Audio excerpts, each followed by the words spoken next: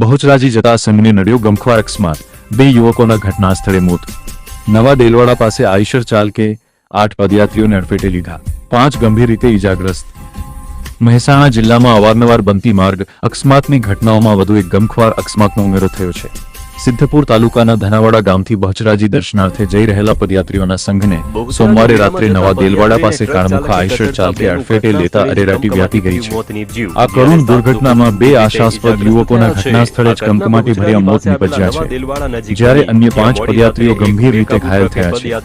ઘટનાની વિગત પ્રાપ્ત વિગતો અનુસાર સિદ્ધપુરના ધનાવાડાથી રવિવારે બપોરે અંદાજે 60 જેટલા પદયાત્રીઓનો સંઘ શંખલપુર અને બહુચરાજી જવા માટે રવાના થયો। સોમવારે રાત્રે આશરે 10:30 વાગ્યાના સુમારે જ્યારે સંઘ નવા દેલવાડા પાસેથી પસાર થઈ રહ્યો હતો, ત્યારે પાછળથી પૂરઝડપે આવી રહેલા એક આઈશર ગાડીના ચાલકે પદયાત્રીઓને જોરદાર ટક્કર મારી। અકસ્માત એટલો ભયાનક હતો કે પદયાત્રીઓ સાથેનો રથ પણ દૂર સુધી ફંગોળાઈ ગયો હતો।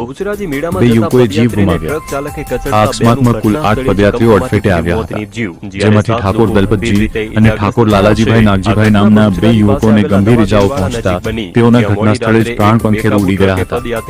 અકસ્માત બાદ સમગ્ર પંથકમાં અને પદયાત્રીઓમાં શોકનું મોજું ફરી વળ્યું હતું। ઈજાગ્રસ્તોની હાલત નાજુક।